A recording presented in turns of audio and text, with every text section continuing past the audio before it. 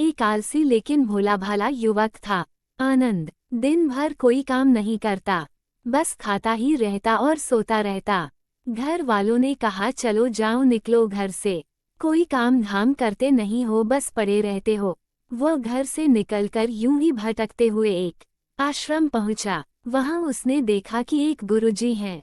उनके शिष्य कोई काम नहीं करते, बस मंदिर की पूजा करते हैं। उसने मन में सोचा ये बया है, कोई काम धाम नहीं, बस पूजा ही तो करना है। गुरुजी के पास जाकर पूछा क्या मैं यहाँ रह सकता हूँ? गुरुजी बोले हाँ हाँ क्यों नहीं, लेकिन मैं कोई काम नहीं कर सकता हूँ गुरुजी। कोई काम नहीं करना है, बस पूजा करनी होगी। आनंद ठीक है वह तो मैं कर लूँगा। अब आनंद महाराज आश्रम में रहने लगे। ना कोई काम ना कोई धाम, बस सारा दिन खाते रहो और प्रभु भक्ति में भजन गाते रहो। महीना भर हो गया, फिर एक दिन आई एकादशी। उसने रसोई में जाकर देखा खाने की कोई तैयारी नहीं थी। उसने गुरुजी से पूछा आज खाना नहीं बनेगा क्या? गुरुजी ने कहा नहीं आज तो एकादशी है, तुम्हारा भी उपवास है। उसने कहा नहीं, अगर हमने उपवास कर लिया तो कल का दिन ही नहीं देख पाएंगे। हम नहीं कर सकते उपवास, हमें तो भूख लगती है। आपने पहले क्यों नहीं बताया? गुरुजी ने कहा ठीक है तुम ना करो उपवास, पर खाना भी तुम्हारे लिए कोई और नहीं बनाएगा, तुम खुद बना लो। मरता क्या ना करता गया रसोई में। गुरुजी फिर आए, देखो अगर तुम खाना बना लो तो राम जी को भोग जरूर लगा लेना और नदी के उस पार जाकर बना लो रसोई। ठीक है, लकड़ी, आटा, तेल, घी, सब्जी लेकर आनंद महाराज चले गए। जैसा तैसा खाना भी बनाया। खाने लगा तो याद आया गुरुजी ने कहा था कि राम जी को भोग लगाना है। वह भजन गाने लगा, आओ मेरे राम जी भोग लगाओ, जी प्रभु राम आइए, श्री राम आइए मेरे भोजन का भोग लगाए। कोई ना आया तो बेचैन हो गया कि यहाँ तो भूख लग रही है और राम जी आ ही नहीं रहे। भोला मानस जानता नहीं था कि प्रभु साक्षात तो आएंगे नहीं, पर गुरुजी की बात मानना जरूरी है। फिर उसने कहा देखो प्रभु राम जी, मैं समझ गया कि आप क्यों नहीं आ रहे हैं। मैंने रूखा सूखा बनाया है और आपको तरमाल खाने की आदत है, इसलिए नहीं आ रहे हैं। तो सुनो प्रभु, आज वहाँ भी कुछ नहीं बना है, सबकी एकादशी है, खाना हो तो ये भोग ही खा लो। श्रीराम अपने भक्त की सरलता पर बड़े मुस्कुराए और माता सीता के साथ प्रकट हो गए। भक्त असमंजस में, गुरुजी ने तो कहा था कि राम जी आएंगे, पर यहाँ तो माता सीता भी आई है और मैंने तो भोजन बस 2 लोगों का बनाया है। चलो कोई बात नहीं, आज इन्हें ही खिला देते हैं।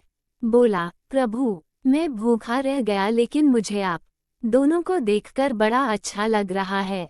लेकिन अगली एकादशी पर ऐसा न करना, पहले बता देना कि कितने जन आ रहे हो, और हाँ थोड़ा जल्दी आ जाना।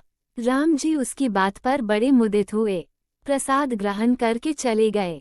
अगली एकादशी तक ये भोला मानस सब भूल गया। उसे लगा प्रभु ऐसे ही आते होंगे और प्रसाद ग्रहण करते होंगे। फिर एकादशी आई। गुरुजी से कहा मैं चला अपना खाना बनाने, पर गुरुजी थोड़ा ज्यादा अनाज लगेगा, वहाँ 2 लोग आते हैं। गुरुजी मुस्कुराए, भूख के मारे बावला है, ठीक है ले जा और अनाज ले जा।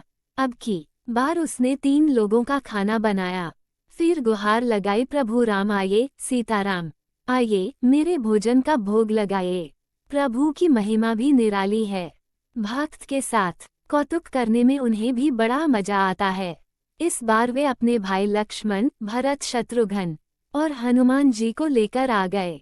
भक्त को चक्कर आ गए, यह क्या हुआ, एक का भोजन बनाया तो 2 आए, आज 2 का खाना ज्यादा बनाया तो पूरा खानदान आ गया। लगता है आज भी भूखा ही रहना पड़ेगा। सबको भोजन लगाया और बैठे बैठे देखता रहा। अनजाने ही उसकी भी एकादशी हो गई। फिर अगली एकादशी आने से पहले गुरुजी से कहा, गुरुजी ये आपके प्रभु राम जी अकेले क्यों नहीं आते? हर बार कितने सारे लोग ले आते हैं, इस बार अनाज ज्यादा देना।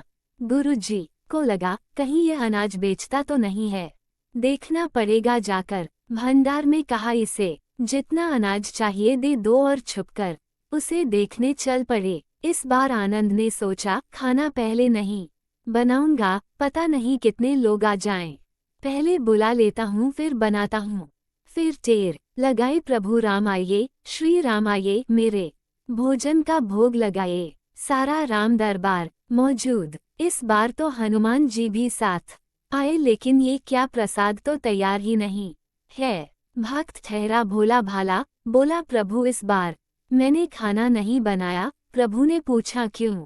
बोला, मुझे मिलेगा तो है नहीं, फिर क्या फायदा बनाने का, आप ही बना लो और खुद ही खा लो। राम जी मुस्कुराए, सीता माता भी गदगद हो गई उसके मासूम जवाब से। लक्ष्मण जी बोले, क्या करे प्रभु? प्रभु बोले, भक्त की इच्छा है पूरी तो करनी पड़ेगी, चलो लग जाओ काम से।